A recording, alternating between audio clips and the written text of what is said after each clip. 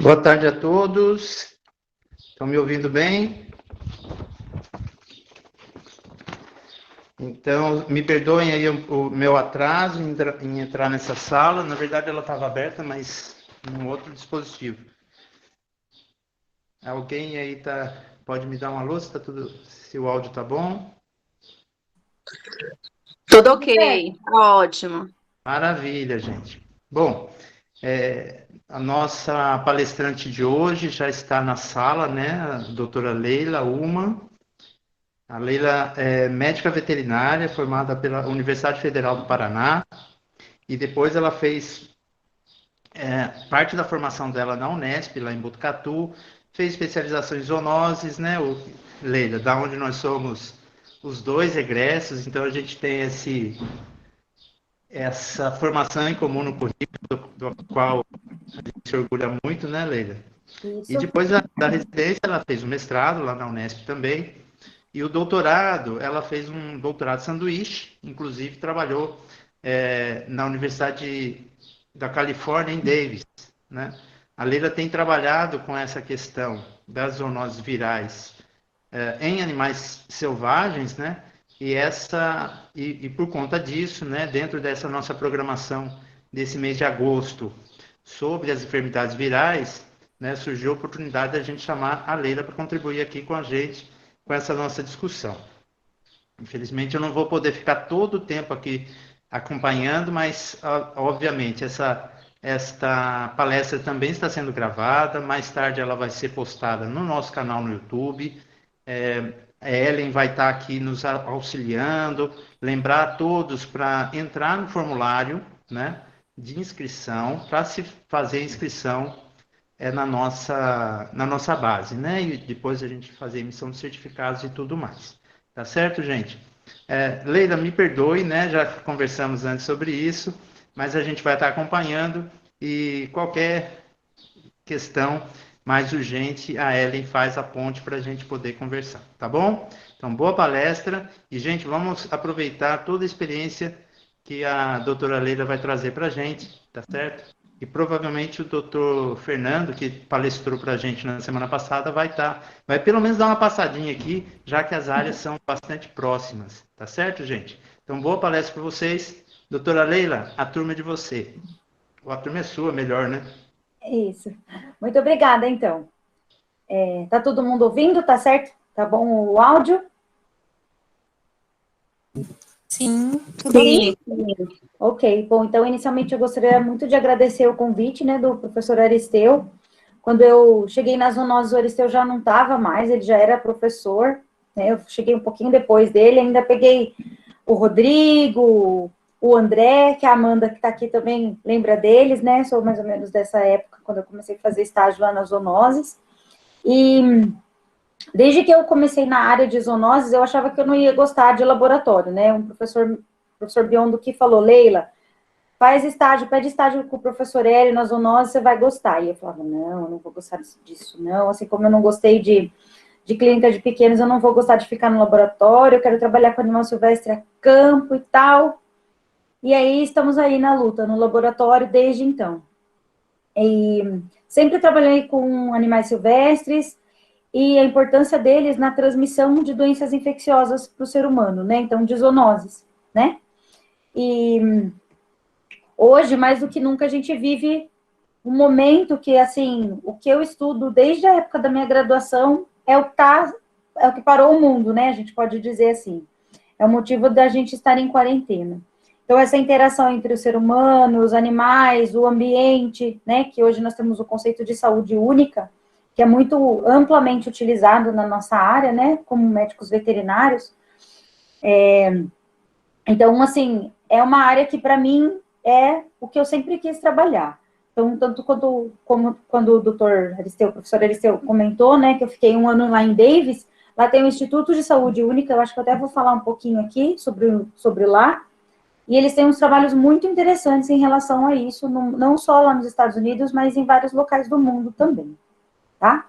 Então, se vocês, não sei como vocês costumam fazer, deixa as perguntas para o final, e aí depois da palestra a gente deixa um tempinho para perguntas, é isso, Ellen? Isso mesmo. Tá.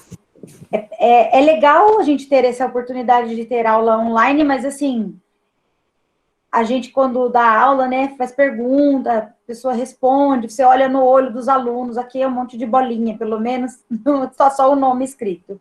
Mas então vamos lá, vou iniciar minha apresentação aqui, tá?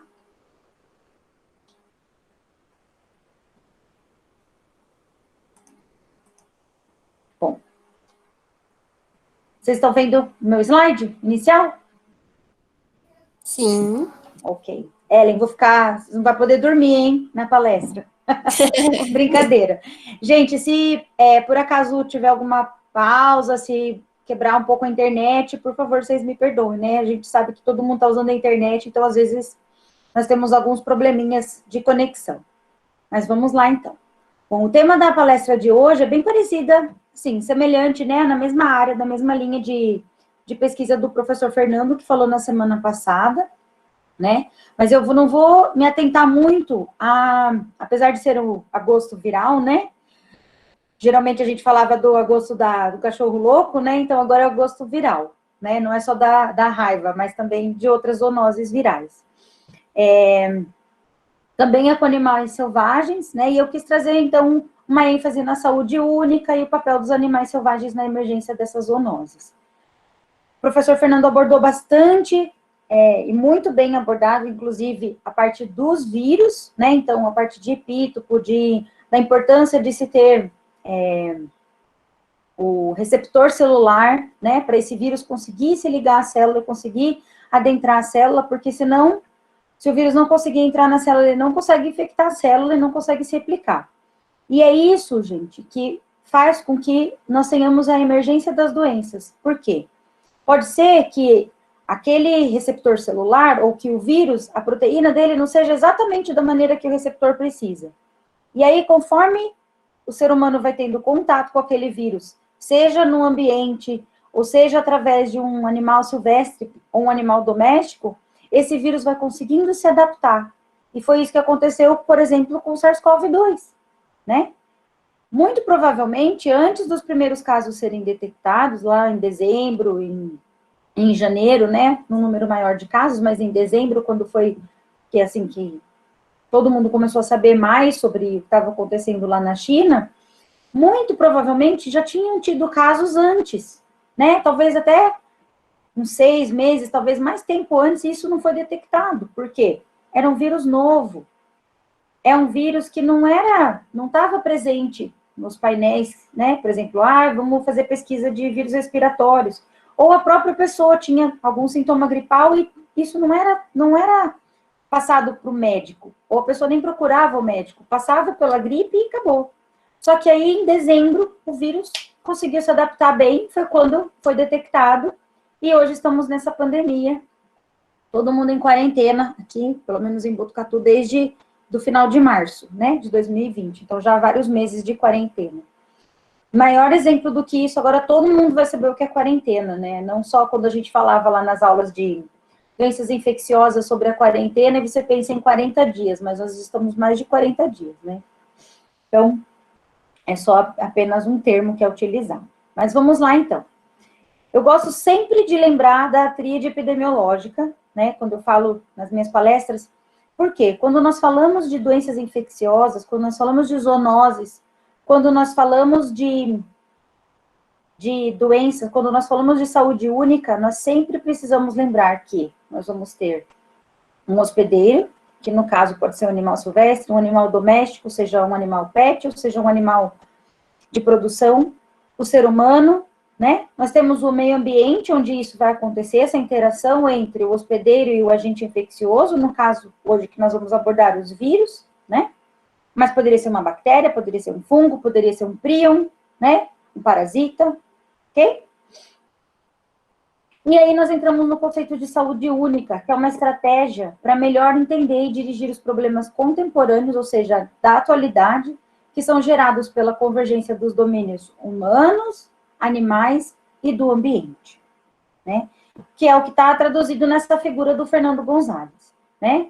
Então, nós vivemos em um único planeta, interações entre o ambiente, o ser humano e os animais, domésticos e silvestres, E quando um fator, principalmente esse fator aqui, não está corretamente equilibrado, ou esse fator não está corretamente equilibrado, e há uma sobreposição do domínio humano, nós temos a ocorrência de vários problemas, né? Como, por exemplo, o que aconteceu lá na China, na cidade de Wuhan, no mercado de Wuhan, que nós tínhamos aquele mercado com muitas espécies de animais sendo comercializadas, as pessoas, né? Muitas vezes com falta de higiene, falta de fiscalização, e isso tudo gerou o que nós estamos vivendo hoje. Não tem como nós falarmos sobre zoonoses virais hoje, né? Acho que a partir de quando isso começou a surgir,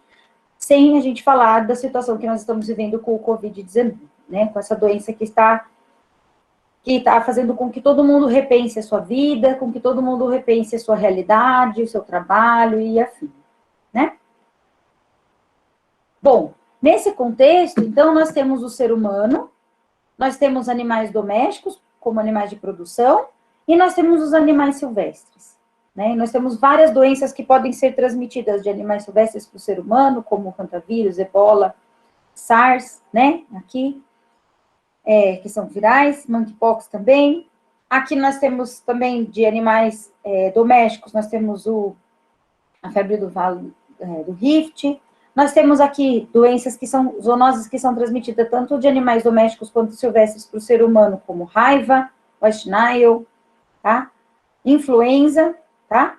Entre outras, que são outros exemplos que estão aqui nesse slide, mas que não são causados por vírus, tá?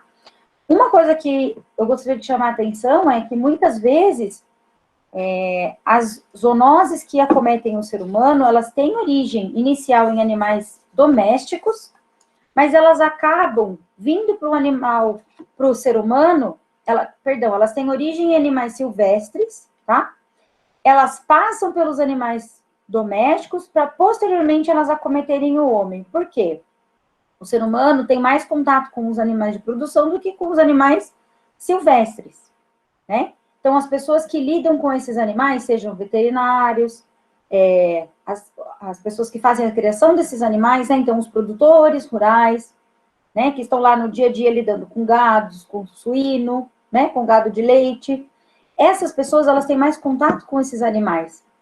E se esses animais adquirem uma doença infecciosa de outras espécies de animais silvestres, eles podem servir como fonte de infecção para o ser humano, então facilitando o contato do ser humano com esses agentes infecciosos que estariam presentes em animais silvestres. Então, eles servem de ponte, né? Como a gente fala do spillover, né? Que é o pulo da doença de uma espécie para outra, né? O jump. Esse trabalho, ele foi feito pelo pessoal lá de Davis, onde eu fiquei. Então, tem a professora Chris, que assisti várias disciplinas dela, a Tracy também, tá? E a Joanna Mazek, que na época era a presidente do Instituto de Saúde Única, a diretora, não presidente, a diretora do Instituto de Saúde Única lá em Davis, né? Tem esse pesquisador aqui, que é o Peter Daszak, que é um pesquisador muito importante na área de doenças infecciosas emergentes, tá? E o Nathan Wolff, que é conhecido como caçador de vírus. Então, se vocês procurarem sobre ele na internet, vocês vão ver que ele está lá na África com caminhões atolados, e ele está indo levando as coisas de laboratório para ele fazer a procura de novos vírus, tá? E nesse trabalho, eles trazem esse slide que eu achei muito interessante. Por quê? Não se preocupem, os slides, alguns estão em inglês, mas eu vou falar tudo para vocês em português. Então, não se preocupem com isso, tá? Então, nós temos aqui vírus, nós temos muitos vírus que são transmitidos por vetores, né? Como nós temos, por exemplo, o Zika vírus, né? Transmitido pela Aedes, a dengue, né? Que não são mais considerados como zoonose, porque já está num estágio de transmissão de ser humano para ser humano, precisa apenas do vetor, né? Nós temos os animais silvestres, os animais de produção, então nós temos a transmissão desses vírus para esses animais, entre eles e também para o ser humano. A amplificação pela transmissão humano-humano, né? Que é o que nós estamos vivendo com o Covid, que nós já temos com HIV, com influenza, e a disseminação global, tá? Então, isso, ó, é um trabalho de 2015, mas isso demonstra as zoonoses virais e demonstra o quê? Que algumas propriedades pandêmicas de vírus zoonóticos, elas vão se apresentar por quê? Porque esses vírus, eles têm uma grande plasticidade de hospedeiros. O que isso quer dizer? Que aquele mesmo vírus, ele pode estar presente em várias espécies de animais, tá? Então, por exemplo, a gente fala da origem do SARS-CoV-2, certo? Ainda não está totalmente definido, mas existe a probabilidade de uma importância de morcegos, de pangolim, né? Uma espécie de animal que a gente nunca tinha ouvido falar. Depois da Covid, eu estava assistindo uma série, e aí eles falaram sobre o pangolim, que era um animal, uma carne muito apreciada e cara, então era uma série que as pessoas eram bem ricas, chama Billions, a série, e eles falaram da carne de pangolim, mas se eu não tivesse ouvido falar em Covid antes e da probabilidade do pangolim estar envolvido no desenvolvimento, na evolução desse vírus, eu não teria sabido o que era esse animal, eu tenho que procurar depois, né? Mas, enfim, então, lembrem-se disso, nós temos os agentes infecciosos, os vírus, nós temos espécies de animais silvestres, espécies de animais domésticos, vetores, tá? Muito importante aqui no nosso país, nós temos muitas espécies de vetores, né? Não só mosquitos, mas carrapatos, pulgas, entre outros, que podem servir de elo para transmitir, para facilitar essa transmissão de algum vírus ou de algum outro agente infeccioso para o ser humano, tá? Depois o ser humano começa a disseminar e começa a ter transmissão humano-humano e até disseminação global. Bom, nesse trabalho, eles fizeram uma avaliação de publicações entre a interface de animais silvestres e animais de produção, tá? E aí o maior número de produções científicas obtidas foi relacionado à influenza aviária, de baixa e alta patogenicidade, e de raiva, né? Então, são duas zoonoses de grande importância, né? E duas zoonoses virais também. Apesar de não ser o foco da nossa aula de hoje, mas veja, salmonelose, tá aqui em terceiro, tuberculose bovina, tá? Trichinelose, doença de Newcastle, brucelose, leptospirose, equinococose e toxoplasmose. Então, nós temos bactérias, vírus e parasitas entre as top 10, ok?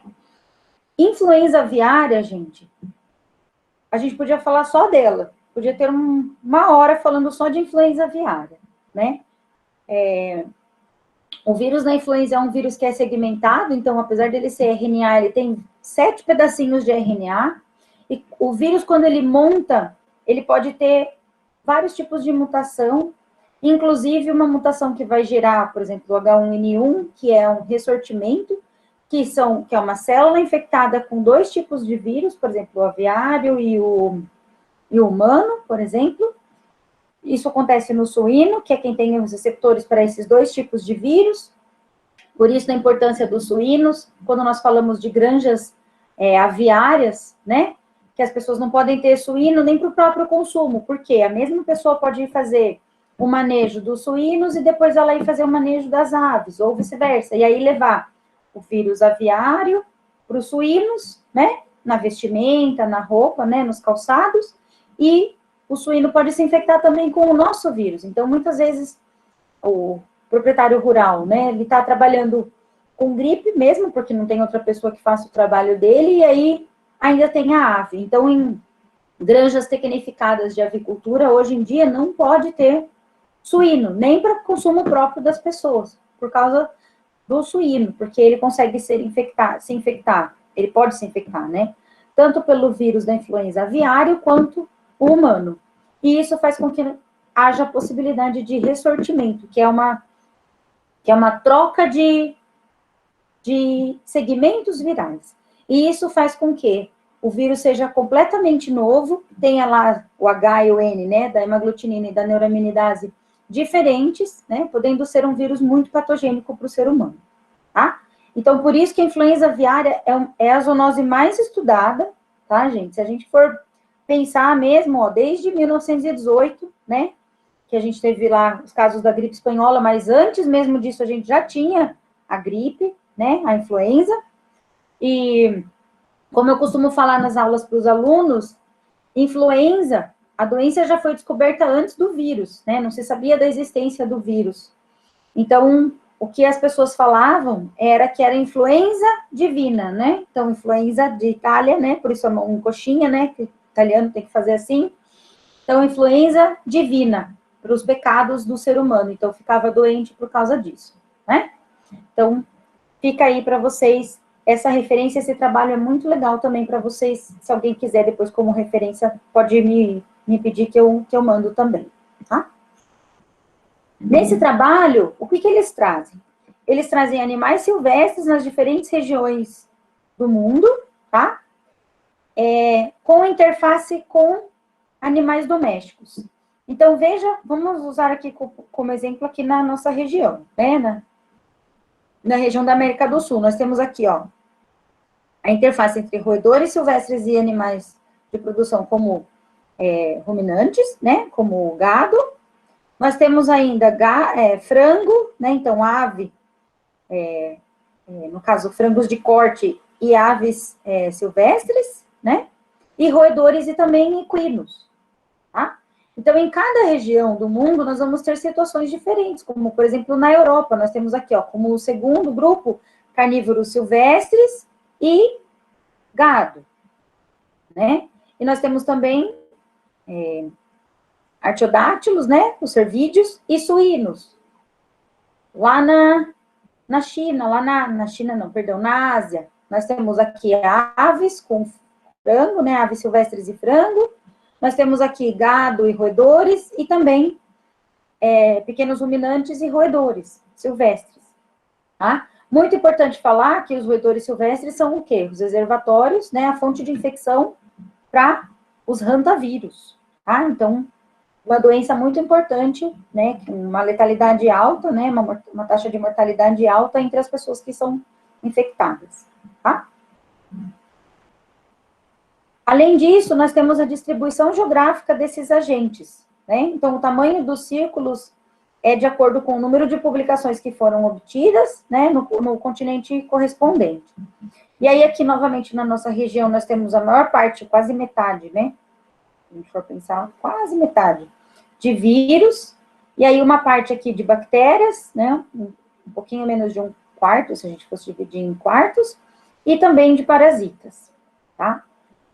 Nós temos prions aqui, e prions nós temos principalmente na Europa, né? Uma fatia um pouquinho maior na Europa, e um pouquinho aqui nos Estados Unidos, mas os prions são os responsáveis pelas doenças neurológicas degenerativas, como, por exemplo, a encefalopatia espongiforme bovina, que também é uma zoonose, tá?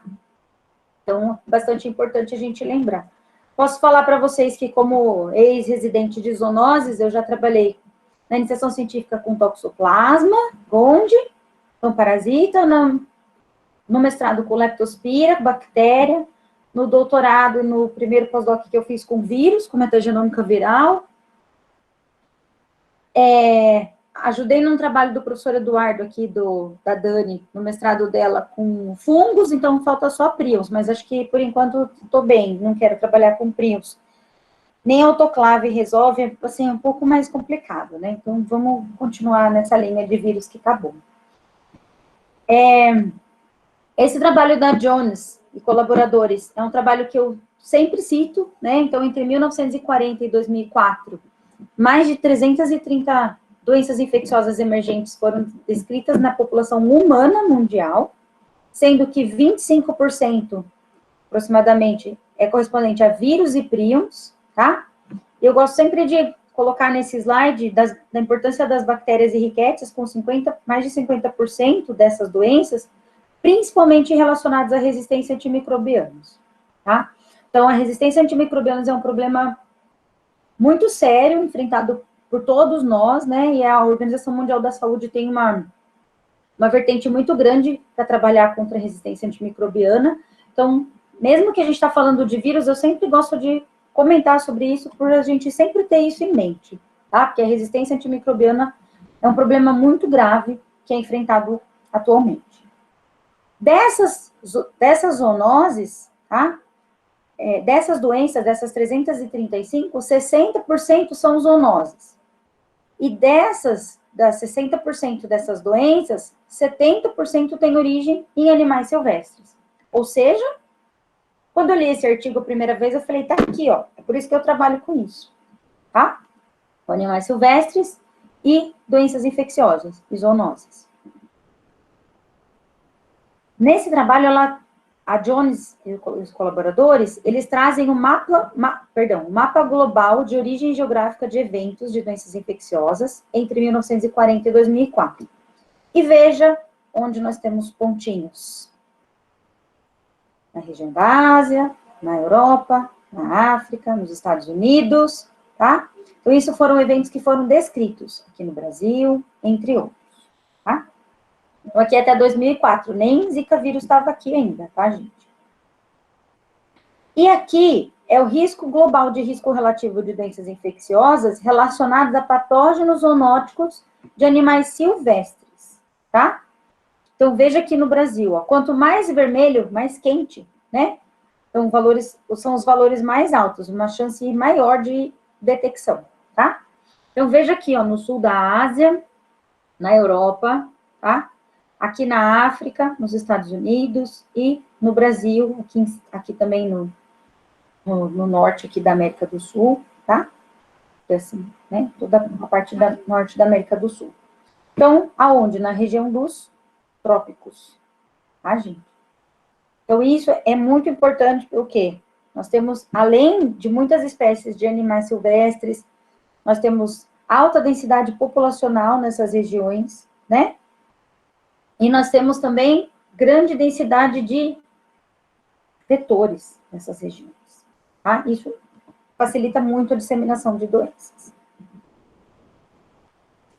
Esse trabalho do Peterson, eu acho que eu vou ter que mandar um e-mail para esse autor e agradecer por ele ter feito esse slide, porque eu falo sempre que eu vou fazer uma tatuagem da tríade epidemiológica, e agora eu já estou pensando que eu tenho que fazer esse também. Não tem nenhuma tatuagem ainda, mas estou seriamente pensando em falar com essas pessoas a respeito disso. Nesse trabalho, nessa figura, a gente tem o quê? Os estágios de infecção, né, pelo que os patógenos evoluem até as doenças chegarem ao estágio que só acometem o ser humano sem a necessidade de uma espécie de animal inicial para fazer a transmissão. Então, inicialmente, o que acontece? No estágio 1, os agentes virais, né, que é o que nós temos aqui, raiva, ebola, dengue, e o HIV também, eles aconteciam inicialmente somente nos animais.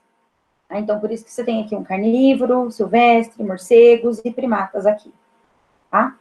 Já no segundo estágio, nós temos infecções primárias do ser humano, tá? Então, o quê? O contato do ser humano com esses animais. Aqui tem, por exemplo, um primata.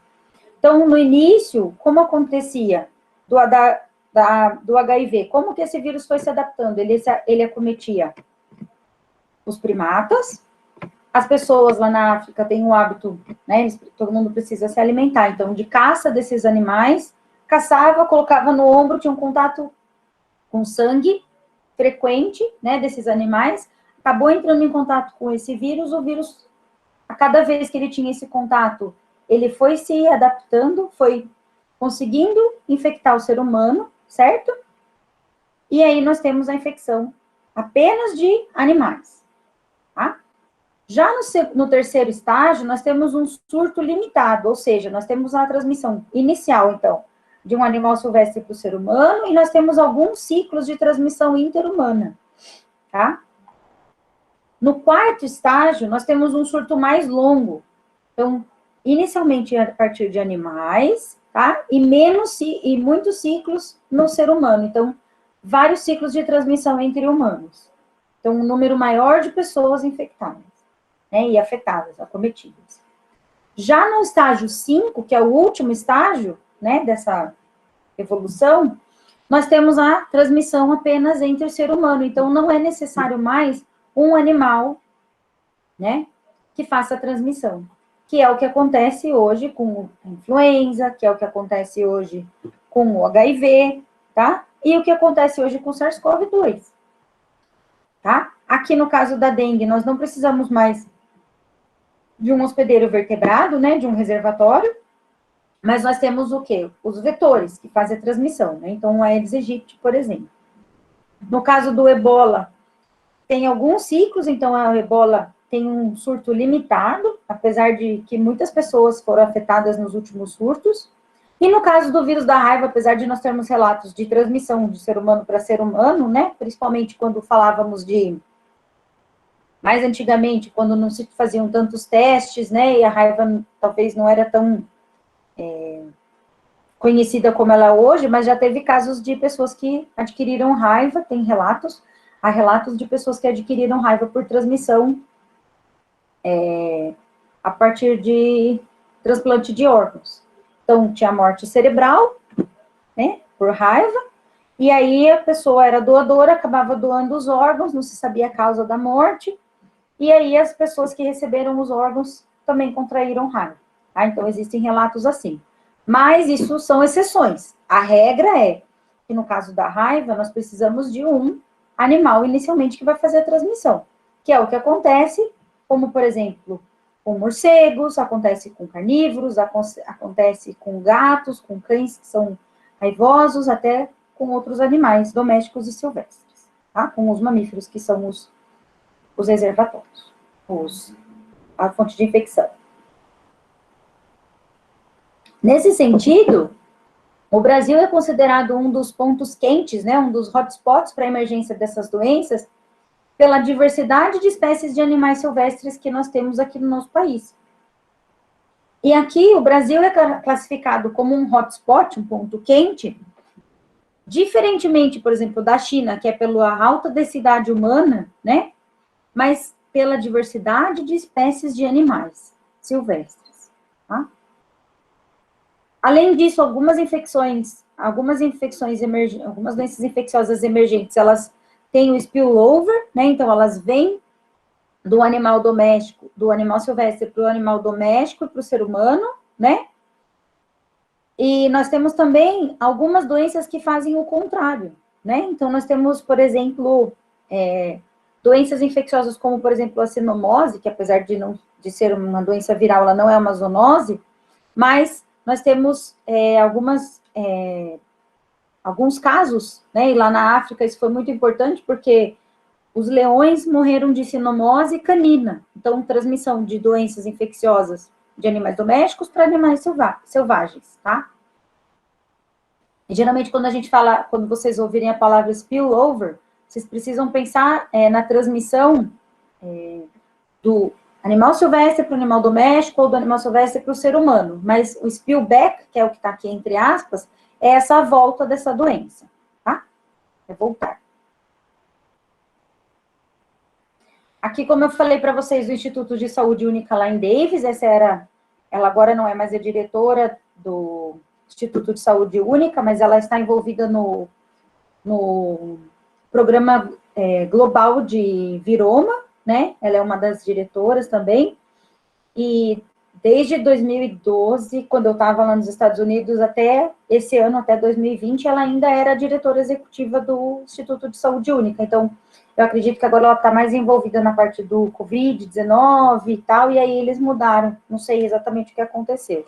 Mas a Dr. Mazet, que é a Jonah, né, que está aqui na foto, ela coordenava um instituto, né, coordenava o Instituto de Saúde Única lá em Davis, na época que eu estava lá, e eles tinham muitas ações, assim, não só lá nos Estados Unidos, mas inclusive lá na África. Inclusive, o quarto ebola vírus que foi descrito foi a equipe dela que fez a descoberta lá. E é muito interessante porque eles têm um projeto de instalar e equipar e treinar as pessoas em vários lugares do mundo para que elas possam fazer a detecção. Então, eles fazem o treinamento das pessoas com PCR, com biologia molecular, para que as pessoas possam ir fazendo os testes. Então, isso eu acho muito interessante, é uma iniciativa bastante importante, né? e junto com aqueles pesquisadores que eu falei, que são caçadores de vírus e tal, eles acabam conseguindo fazer grandes descobertas, né? E a ideia do projeto que eles têm lá, que é o PREDICT, é para predizer, né? Então, novas doenças infecciosas emergentes, né? No caso, a gente está falando de zoonoses virais, né? Então, aqui, ó, esse relatório é de 2017, está aqui o Brasil, como lugares que eles tinham atividades, aqui na região central da África, e aqui na China e em outros lugares aqui da Ásia, né? Outros países da Ásia. Mas veja que esses países são são locais de interesse, são áreas consideradas como pontos de emergência, como hotspots, tá?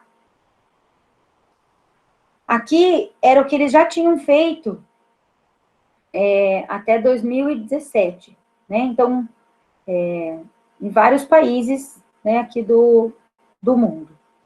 E aí, se a gente for pensar no Brasil, o Brasil possui entre 15% e 20% da diversidade de plantas e animais e possui o maior número de espécies endêmicas, tá? O professor Aristeu mandou um link esses dias para a gente, falando sobre a importância de locais mais, assim, devastados, né? Como desmatamento, alterações ambientais e assim por diante.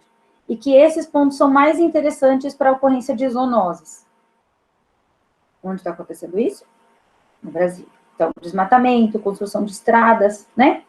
Por esse é um dos motivos que fez com que a leishmaniose se urbanizasse, né? Antes uma doença, uma zoonose, apesar de não ser viral, mas é um exemplo clássico, né? Claro, da gente falar. Então, aqui no estado de São Paulo, era uma doença rural, que hoje é urbana, temos casos na região litorânea, temos casos na capital, né, do estado, e também, durante a construção de estrada, ela veio vindo, né, então lá da região do Mato Grosso do Sul, né, na divisa, aqui para o interior, até chegar à capital do estado. Então, são fatores que fazem o quê? Com que o ser humano tenha contato com esses agentes. Então, toda vez que a gente adentra na mata, que a gente vai fazer um ecoturismo, nós estamos expostos a esse tipo de doenças infecciosas. Então, o que eu sempre falo para os meus alunos, né? Aqui em Botucatu nós temos muitas cachoeiras, a Amanda, o Aristeu vão saber disso, né? Para quem conhece aqui em Botucatu. Então, o pessoal vai muito fazer ecoturismo. E, às vezes, tem animais silvestres. Então, assim, se você ficar doente depois que você for na cachoeira, lembra que você for na cachoeira e fala para o médico, pelo amor de Deus, que pode ser várias coisas, né? E aí, assim, ajuda a fazer a triagem, né? Então, isso é muito importante. Eu sempre falo para eles, não é para vocês não irem, mas se vocês ficarem doentes depois, por favor, comunique o médico, né? Fala que você foi na cachoeira tal dia e tal dia. Isso vai ajudar ele no seu diagnóstico, né? E nesse trabalho, eles falam, então, do hospedeiro e de maneiras que pode acontecer, então, a predição de spillover de agentes zoonóticos de mamíferos, tá? Então, aqui nós temos os diferentes grupos de mamíferos, tá? Triste que não tem hipopótamo, que é o meu animal favorito, mas enfim. Então, de vários grupos, né? Inclusive quirópteros, primatas, roedores, tá? Que são os que mais contribuem, inclusive, aqui, né? Nós temos aqui os lagomorfos, os carnívoros, mas se nós observarmos aqui, ó, morcegos, tá? Então, isso, o quê? Demonstrando a importância, o quê? Da variedade das espécies de animais silvestres, tá? E nossa, essa figura ontem, quando eu vi, eu estava procurando algumas informações novas para colocar, e eu achei essa figura aqui. Então, distribuição global de número de zoonoses que não foram detectadas, tá? E por espécie, tá? Então, aqui no mundo todo, tá? De todos os animais silvestres, veja quem está mais em vermelho, o Brasil, né? Por quê? Lembra que eu comentei com vocês que o Brasil, ele é caracterizado como um dos pontos de emergência, né? Como devido à sua grande densidade de animais silvestres, tá? Então, se nós temos grande densidade de animais silvestres e a gente fala de zoonoses que foram perdidas, então aqui, ó, o Brasil é só minerar, só. É tão fácil eu falar só, depois eu conto a história do meu pós-doc para vocês. Vou dar até vontade de chorar depois que eu falei só, que parece que eu não me conheço. Aí aqui na figura B, de carnívoros, tá? E aí nós temos aqui principalmente na África, tá? Vou colocar aqui para vocês os que estão mais em vermelhinho, tá? Na C, de ungulados, tá? De ungulados. Na D, de morcegos, e aí nós voltamos para o Brasil e aqui um pouquinho para a região do, né, do sul, do norte da América do Sul. Aqui, se nós falamos em primatas, então nós temos aqui o Brasil, né, com vários pontos, a África, e aqui também na Ásia, tá? E roedores, a gente pode falar também na África, aqui no Brasil, na América do Norte, tá? E entre outros. Mas observem aqui, ó, que se nós falarmos de todos os mamíferos do Brasil, tá? E aqui é a região amazônica, obviamente, né? Tá? Os morcegos. Então, assim, quando eu era pequena, vou contar uma história para vocês. Eu era ecochata já, né? Aí, eu lembro que o meu avô não gostava de fazer desmatamento, essas coisas, então tinha uma parte lá no sítio que não era obrigado ele manter como mata, mas ele mantinha, ok. E aí, a gente falava que a gente queria comprar um pedaço da Amazônia para poder preservar. Aí eu fui crescendo, tal, né, e comecei a estudar essas coisas, que era o que eu falava que eu queria ir trabalhar com animais silvestres, a campo, morar na Amazônia, no meio do mato, essas coisas. E aí, esse slide aqui, ó, de animais silvestres do Brasil, ó. Meu, se a gente desmatar aqui, eu não sei o que vai acontecer com o mundo. Porque se num mercado lá na China, com toda aquela situação que a gente sabe do SARS-CoV, né? Mas se lá a gente já tem todo esse problema, imagina aqui no Brasil como vai ser, tá? Bom, e aí, como que a gente pode fazer para a gente diminuir a ocorrência de doenças de zoonoses virais? A gente precisa detectar essas doenças, essas zoonoses, esses vírus, nos seus animais, que são os primeiros. Como que a gente fez isso? Então, no meu doutorado, o meu objetivo era identificar novos vírus em primatas humanos, utilizando a metagenômica. Já vou explicar um pouquinho para vocês. Aqui é a coleta de sangue de um bugio, lá no Centro Nacional, lá no Parque Ecológico Tietê, tá? Junto com o Ramiro, que é o veterinário hoje que está lá, o médico veterinário que está hoje lá no Centro de Primatas também. Bom, então aqui, primatas, certo? Onde nós coletamos amostras? No Parque Ecológico Tietê, que eu falei para vocês, no Centro Nacional de Primatas lá em Belém, e também no Refúgio Biológico Bela Vista. No caso dos primatas, nós coletamos de bugio, de macaco prego e de saimeris, que estavam alojados lá no Centro Nacional de Primatas. Aqui coleta de bugio lá em Foz do Iguaçu, tá? Então lá no Refúgio Biológico Bela Vista. E desses bugios lá de Foz, antes de eu contar para vocês o que aconteceu, eu vou explicar a diferença. Então, por exemplo, o que é o sequenciamento massivo metagenômica que eu falo? Quando a gente faz um PCR, a gente faz, não vou dar aula de PCR, gente, calma, só um detalhezinho. A gente usa uma parte do genoma daquele vírus, vamos imaginar o SARS-CoV-2. Como que faz o PCR para SARS-CoV-2? Tem uma parte do genoma dele que é só dele, que é característico dele, que vai diferenciar ele do SARS-CoV-1, que vai diferenciar ele do MERS, do coronavírus respiratório e assim por diante. Então, a gente vai pegar um pedacinho daquele genoma e a gente vai mandar sintetizar primers, que são o quê? Iniciadores, que vão se ligar no RNA do vírus, né? E vão fazer uma outra fita. Então, vai dar especificidade. A gente vai amplificar só o SARS-CoV-2 com o primer do SARS-CoV-2. Ótimo. Mas e se eu não quiser procurar SARS-CoV-2? Ou, como que eles descobriram que tinha o SARS-CoV-2 lá, naquelas amostras de Wuhan? Eles não sabiam o que era, tá? Eles testaram para várias amostras, para vários vírus, para vários agentes virais e bacterianos que poderiam causar aquela sintomatologia nas pessoas, e deu tudo negativo. E aí, o que eles fizeram? Essa técnica que eu vou falar para vocês, tá? Então, assim, imaginem que você fez a extração do RNA. Você tem o RNA lá na sua extraído. E você não sabe qual é o vírus que está lá. Se você colocar uma sequência conhecida no final do seu RNA, de todas as suas moléculas de RNA, que é um adaptador, tá? Ele não vai ter sempre o mesmo final?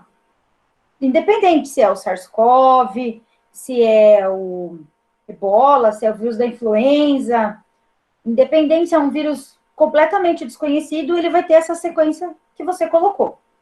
Então, no final, você vai ter aqui, ó, essa sequência azulzinha que você colocou aqui, nessa parte do genoma, porque você vai quebrar ele em pedaços menores para você poder sequenciar, e essa outra porçãozinha ser conhecida também. Também a enzima, ela corta e coloca essa tag, por isso que é chamado de tagmentação. Tag de etiqueta, tá? Então, se você conhece essa etiqueta, essa sequência inicial, você usa um primer só e sequencia tudo. Você não precisa saber o que tem aqui no meio antes, para você usar um primer específico para isso. Você coloca, adiciona essa sequência conhecida, sequencia tudo e depois na bioinformática você vai ver o que está aqui no meio. Então, foi isso que a gente fez, tá? Essa é a técnica bem simplificada, tá? Ok? Se depois vocês quiserem uma aula de técnicas de sequenciamento de nova geração, a gente pode fazer também. Já a pessoa se oferece, né? Eu não gosto de falar, vocês estão vendo, né? Não para de falar um segundo. Então, no PCR, a gente usa primers específicos, e no sequenciamento massivo, nesse caso, a gente coloca uma sequência conhecida e a gente usa isso depois para fazer o sequenciamento. Com isso, a gente consegue identificar o que tem lá, se é novo, se já é conhecido, e assim por diante. Foi assim que fizeram para identificar o SARS-CoV-2. Bom, nas nossas amostras do Bugil, lá de Foz do Iguaçu, né, eram 10 animais, a gente sequenciou em pool, nós encontramos um novo flavivírus, tá? Isso aqui é uma análise de bioinformática, e nós identificamos um novo flavivírus. Esse flavivírus é um novo hepacivírus, tá? Que foi descoberto nesses primatas, e aqui a gente tem a identificação dele próxima de um outro passivírus identificado em Calitrix jacus e em outros primatas da África do Sul. Hepacivírus é o gênero de flavivírus da zika, febre amarela, dengue, mas esses são os flavivírus do gênero, são da família Flaviviridae, gênero flavivírus. Os hepacivírus são um outro gênero dentro dessa família, que corresponde ao vírus da hepatite C. Esses primatas não tinham nada clinicamente, tá? Mas nós identificamos esse vírus e está em vias de ser publicado. Eu espero que eu consiga terminar isso esse ano ainda, tá? Então, identificamos um vírus. Já no caso do meu pós-doutorado, ao invés de nós trabalharmos com... e aqui nós usamos amostras de plasma, tá? Então, a gente colhia amostras de plasma dos primatas.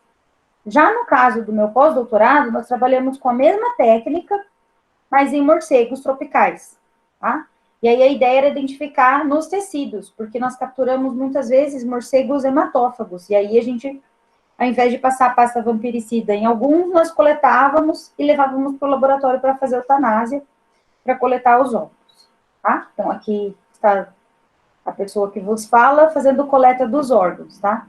Cabelo bagunçado, essa cara de cansada, de preocupada, é de uma noite na caverna, tá? Que a gente foi na noite anterior fazer a captura dos morcegos, eles dormiram bonitinho nessa caixa, que depois a gente fez a anestesia deles, tá? Para depois a gente fazer, então, a coleta dos tecidos, a eutanásia e a coleta dos tecidos, tá? Sem contar que os morcegos, nós temos uma grande importância de raiva, certo? Então, a raiva humana, por espécie de transmissão, nós temos os morcegos com grande importância, né, aqui no nosso país.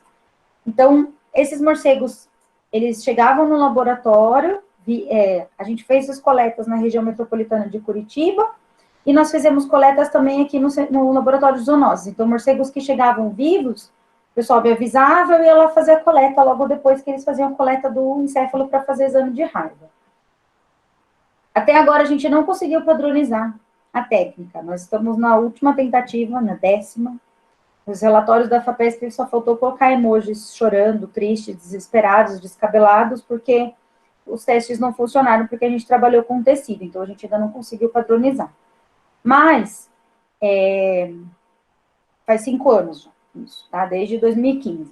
Mas, nós estamos tentando agora fazer uma estratégia diferente. Ao invés da gente trabalhar com toda a amostra, a gente está fazendo uma estratégia de preparo do cDNA, da fita dupla e tal, e aí a gente faz um enriquecimento com sondas específicas para mais de 120 espécies de vírus, tá? E aí, quando isso tiver dado o resultado da análise final, eu volto a falar para vocês, prometo. Ah, então, cenas do próximo capítulo. E aí, se a gente for pensar em morcego, não vão pensar que... Calma, deixa eu explicar, não vou pular etapas. Então, imaginem vocês que nós temos uma ave, tá? E nós temos um roedor, tá? Pense neles como reservatórios, não que eles estão fazendo um cruzamento que vai gerar uma outra espécie, tá? Não. Pense neles como reservatórios, as aves como reservatórios e animais que voam, e os roedores como reservatórios universais de leptospirose, de hantavirose e outros agentes zoonóticos, tá? E aí você tem o morcego, que é um mamífero como um roedor e voa igual a ave. Então, o alcance dele para fazer transmissão de doenças é muito maior do que a gente for pensar, por exemplo, de um roedor. E a proximidade dele, filogeneticamente, com o ser humano é maior, né? Não é tão próximo como um primata, mas é maior do que uma ave, porque ele é um mamífero, tá? Podemos agradecer que os morcegos que moram aqui no Brasil, né, que habitam aqui, que ocorrem aqui no Brasil, não são morcegos migratórios, como os dos Estados Unidos, por exemplo, ou do Canadá, né, da América do Norte, mas quando nós fomos na caverna fazer coleta dos morcegos lá na região metropolitana de Curitiba, nós encontramos um morcego com um chip, uma anilha, não um chip, uma anilha, ele era anilhado. E aí o Juliano, que é um dos colaboradores que estava junto com a gente, ele fez uma pesquisa e identificou que esse morcego havia sido capturado no estado de São Paulo. Então ele já estava em outro estado, né? Então vejam a característica dele de voo igual da ave, né? A importância disso para a disseminação de patógenos. Aqui nós temos os fatores que influenciam e desencadeiam a disseminação de vírus a partir de morcegos. Gostaria de ressaltar que o sistema imunológico dos morcegos é diferente do nosso. E ele consegue mediar e fazer com que a taxa de replicação de vírus fique baixa. Então, por isso que talvez eu não tenha detectado nenhuma sequência de vírus nas minhas amostras, tá? Apesar de ser um N mais baixo, que eu usei também. Então, os fatores relacionados ao morcego podem ter influenciado, e isso, como a taxa de replicação fica baixa, os morcegos acabam não ficando doentes tão rapidamente, né? Então, há uma chance de adaptação maior desses vírus aos morcegos, fazendo deles ótimos ou perfeitos reservatórios. E aí, nós entramos aonde? Na história natural da doença do Covid-19. Olha o ambiente onde isso aconteceu. Tá? Várias pessoas, aqui temos sapos vivos, carne, tábua, bandeja, tá? Tábua que suja, contato direto, né, com os animais. Então, aqui, ó, relação hospedeiro, agente, ambiente. Olha o ambiente, o hospedeiro, né? Aqui nós não temos o pangolim, nós não temos morcegos, mas nessa figura, mas nós temos aqui espécies de animais que podem ser hospedeiros, tá? Que podem transmitir, que podem ser fonte de infecção. Bom, e aí em dezembro de 2019, lá no mercado em Wuhan, começaram a detectar casos de pneumonia, e identificaram o novo coronavírus. Como? Lembra que eu falei para vocês? Esse aqui é o trabalho, tá? Então, aqui é a análise filogenética do SARS-CoV de Wuhan, tá? Aqui ele ainda não havia sido caracterizado como SARS-CoV-2, tá? E aí, ó, amostras foram analisadas para 22 patógenos, 18 vírus e 4 bactérias, e não detectaram nada, tá? E aí, com lavados traqueobrônquicos eles fizeram extração de RNA e fizeram aqui, ó, sequenciamento com Illumina, que é o que a gente usa, tá? E aí identificaram mais de 20 mil sequências para vírus, tá? E identificaram, então, como um SARS-like, de morcego, tá? Então, um coronavírus semelhante ao SARS, né, de morcego. Aí aqui a gente consegue observar as partículas virais, tá? E para caracterizar, então, eles fizeram novos sequenciamentos e depois eles desenvolveram um PCR para fazer a detecção das amostras. Ah, então, o primeiro síndrome aguda respiratória grave, né, que foi identificado, foi também na China em 2003, depois o MERS, né, na Arábia Saudita em 2012, e agora o SARS-CoV em 2019, tá? Aqui é a estrutura do vírus, tá?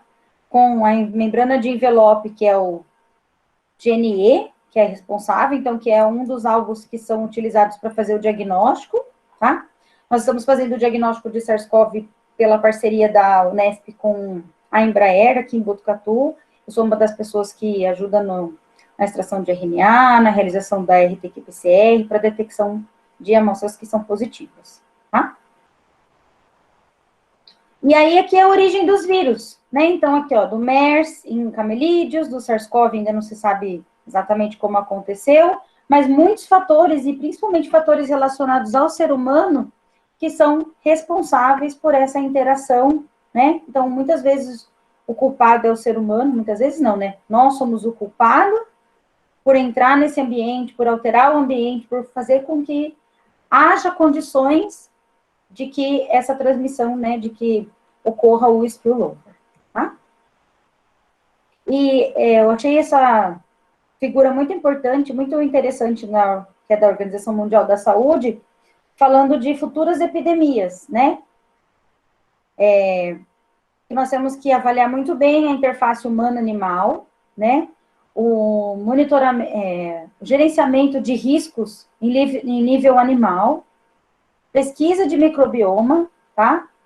Microbiomas de doenças respiratórias, então, para você fazer um diferencial, por exemplo, nós temos casos que a pessoa tem sintomatologia de COVID e ela dá negativo. O que pode ser?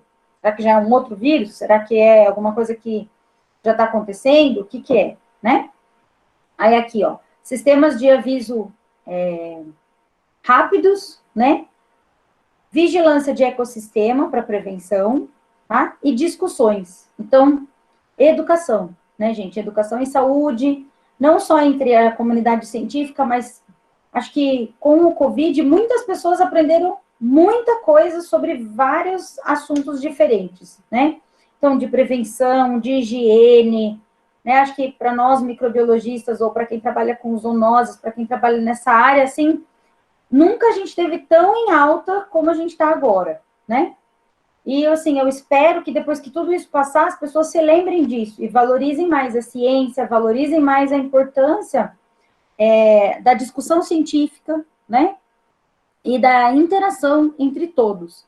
Porque muitas vezes, eu venho de uma cidade pequenininha lá no interior do Paraná, né? De Palotina, onde eu me formei, e meus tios, meu pai morava no sítio, né? Meus tios todos têm, alguns ainda têm, mas alguns moravam no sítio, e eu via, tipo, sempre o contato deles com os animais, e assim, então, para mim é muito fácil de conseguir imaginar esse contato, né, diário, né, para quem trabalha com gado de leite, que você faz o manejo, que você faz,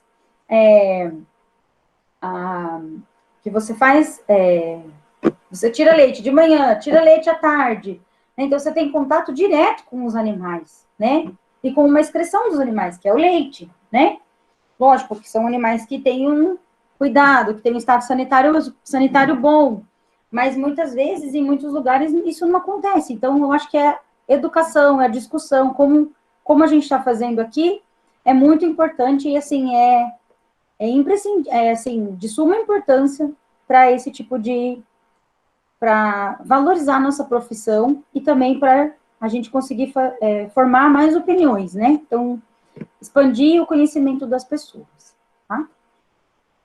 Para finalizar, gostaria de fazer um comentário sobre isso. Então, zoonoses emergentes e o risco feito por mercados de animais silvestres, né? Então, eles chamam isso de wet markets, né? Pelo mundo todo, com animais vivos e mortos, incluindo espécies de animais silvestres, são vendidos para consumo humano. Na minha humilde opinião, né, eu poderia dizer que isso acontece pela diferença econômica, social, cultural que nós temos, né, no mundo todo, mas entrar em contato próximo com animais silvestres, mesmo sendo partes do corpo e excreções, que é o que está aqui, né, demonstram risco de transmissão de patógenos para outros hospedeiros e que os seres humanos podem ser suscetíveis, sim, né, que é o que a gente vê, o que aconteceu com o HIV, né, que era um vírus que existia em primatas e que hoje nós temos uma epidemia mundial, né, e que é o que a gente vê com a situação do Covid-19, que veio assim do nada, que a gente teve condições tecnológicas para detectar esse vírus logo no começo, né, e mesmo assim virou uma pandemia com resultados catastróficos para o ser humano, né, e isso é de grande importância quando a gente pensa em saúde pública, quando a gente pensa em saúde única, tá? Se vocês procurarem aqui, ó, no Next Strain, vocês vão ver o sequenciamento das amostras que está sendo feito no mundo inteiro, para avaliar, então, características de mutação, características dos genes E, né, do gene E do vírus, do gene N, que são os alvos do diagnóstico molecular, e também da interação dele com os seres humanos, né? Então, assim, esse site é muito legal, não é só para o SARS-CoV-2 que tem, né? Mas se vocês tiverem interesse, tem para o vírus da raiva e para outros também, tá? Do influenza e assim por diante. Então, fica aqui a dica para, se vocês tiverem interesse. E aí, se vocês clicarem aqui no mapinha, como vocês estiverem conectados lá, ele vai aparecendo, conforme vai passando o tempo, ele vai aparecendo onde está. Então, começa, obviamente, lá na China, né? Aqui na China, e aí ele vai se expandindo para a Europa, para a América do Norte, para a América do Sul, para outros lugares do mundo e assim por diante, tá? Gostaria, então, mais uma vez, de agradecer a organização, tá? Muito obrigada pela oportunidade de estar com vocês, de poder contribuir um pouquinho. Espero que tenha sido uma palestra um pouco mais tranquila, né? Porque nós estamos numa sexta-feira à tarde, né? Todo mundo já está cansado do dia a dia, da rotina, dessa vida nova que a gente usa. Você não sai de casa sem... Às vezes você esquece o cartão, mas você não pode esquecer a máscara, senão você tem que voltar, né? Então, eu gostaria muito de agradecer e fico, então, à disposição para perguntas. Ellen, agora com você. Quero agradecer mais uma vez em nome do grupo de pesquisa, Leila, pela excelente palestra, pela disponibilidade também. E agora vamos abrir para questionamentos, pessoal.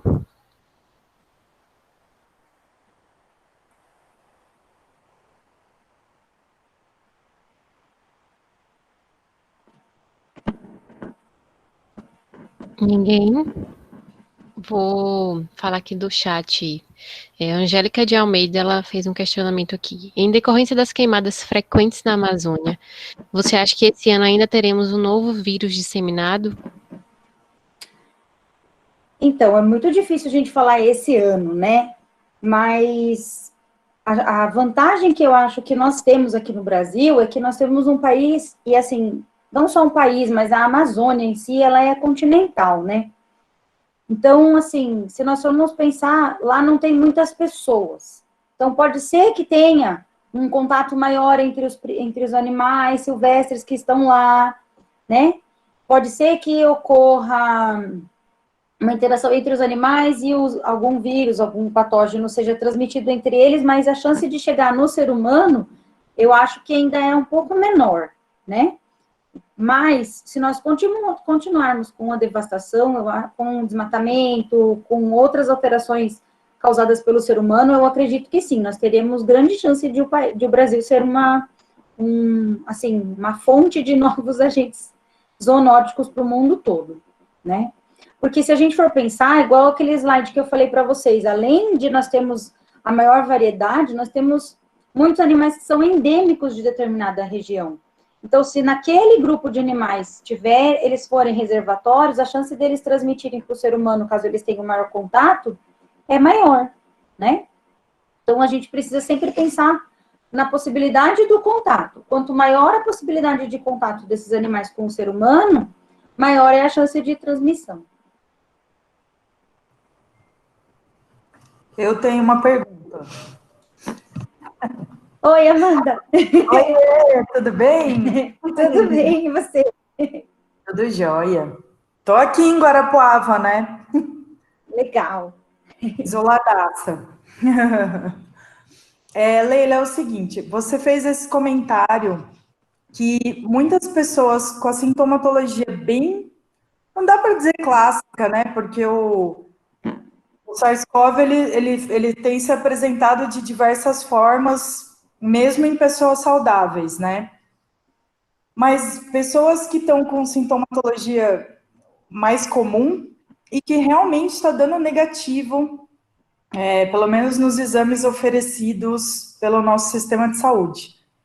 E lógico, né? A gente está numa época do ano, principalmente aqui no Paraná, tem essa amplitude térmica muito grande, que as pessoas apresentam muitas doenças respiratórias, mas agora tudo é Covid para gente, né?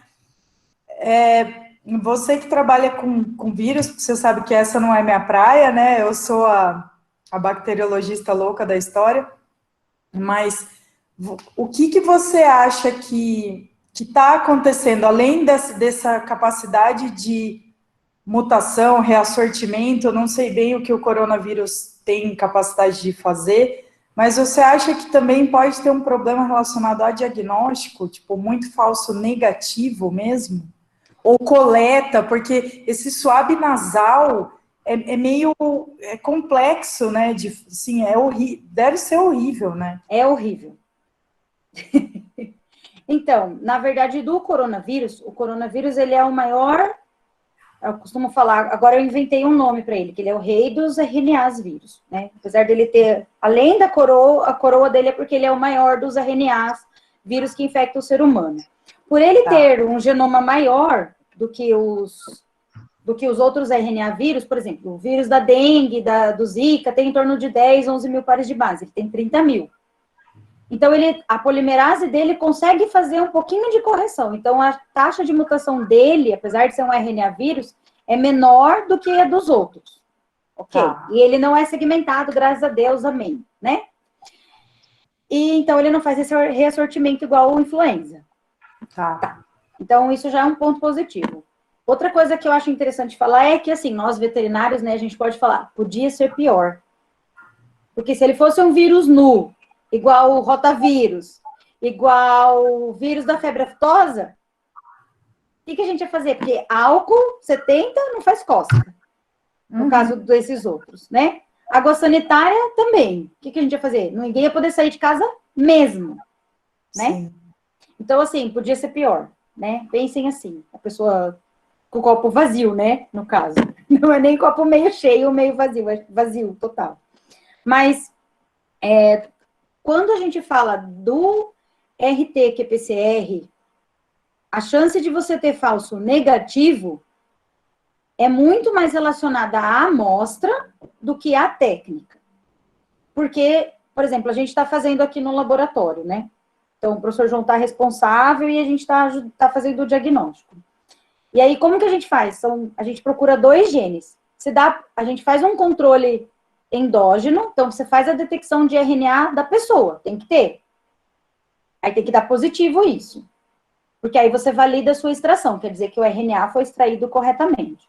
Aí a gente faz a detecção do gene E, que é o do envelope, aquele que eu mostrei. Se você fica em dúvida, se não, sei lá, se dá um ciclo muito alto, alguma coisa assim, você faz com o gene N, que é o do núcleo capsídeo, que são os primers que foram desenhados pela equipe do CDC. Aí, se você faz os 2 e dá negativo, naquele que você ficou em dúvida, aí ótimo. dá negativo. Só que pensa comigo na amostra. Você coloca 2 ml de solução salina, aí você faz a coleta do suave. Ai, só de pensar dá vontade de chorar, que dói. A gente está fazendo o diagnóstico, então a gente precisa ser negativo. Então eu já fiz 2 vezes. É horrível. Eu me dou de presente alguma coisa depois, no dia que eu faço coleta. Tipo, ou eu vou comer uma porcaria, ou eu faço alguma coisa que eu gosto, sabe assim? Tipo, beleza, você tem a tarde de folga hoje porque você fez a coleta. E aí, beleza, vamos para frente.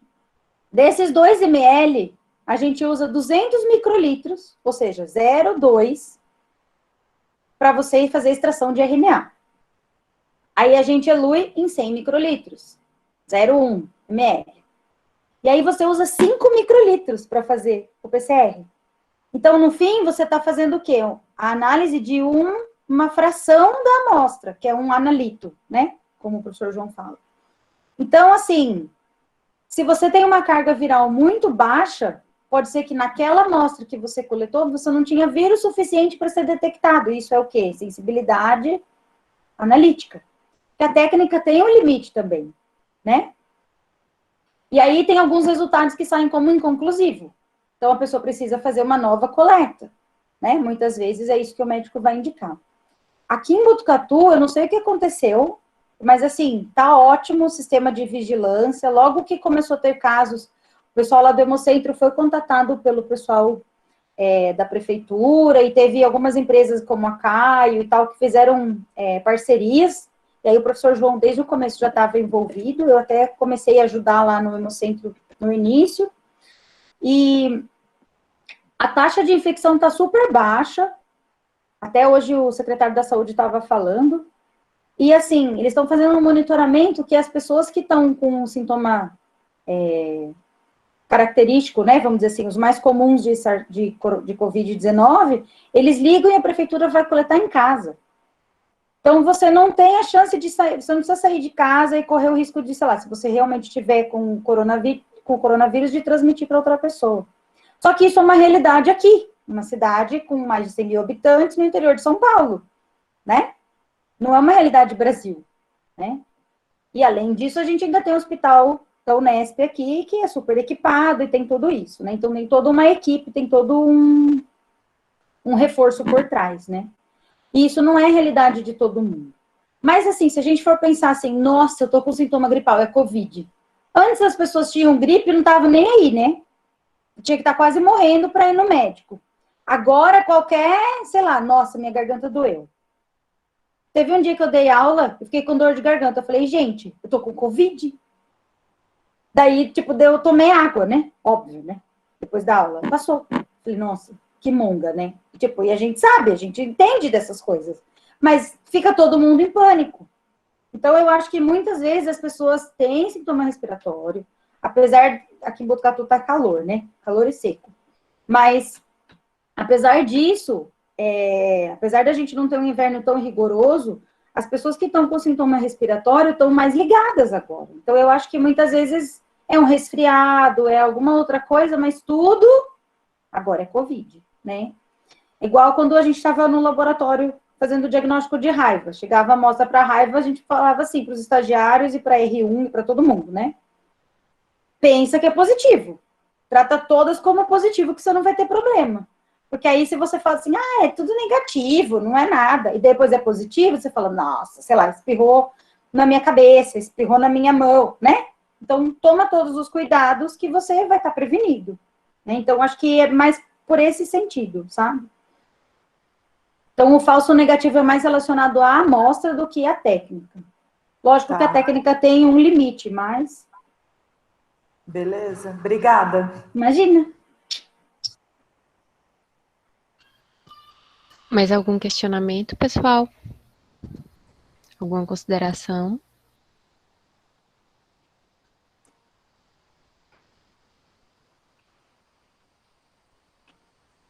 Silêncio. Cri, né?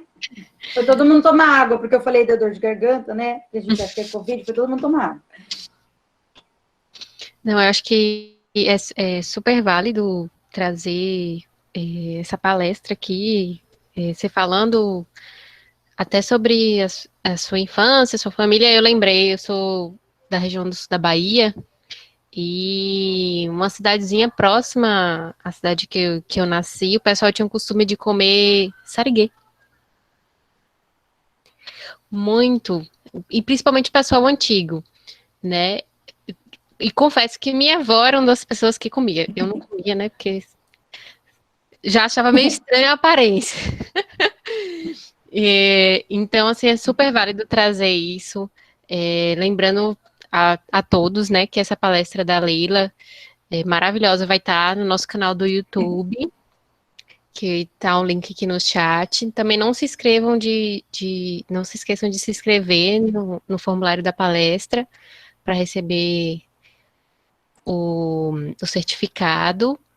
E como ninguém mais tem nenhuma consideração, eu vou agradecer mais uma vez, Leila, pela excelente palestra. Lembrando também a todo mundo que toda sexta nós temos os webinars nesse agosto viral, né? E obrigada, Leila, mais uma vez. Muito obrigada, gente. Continuem se cuidando, usando máscara, lavando a mão, passando álcool gel. Graças a Deus, algum vírus envelopado. Pensem assim, tá? Gratidão ao mundo por não ter mandado uma pandemia com vírus nu, sem envelope. Espero todos até a próxima sexta. Obrigada, gente. Obrigada, gente. Tchau, tchau.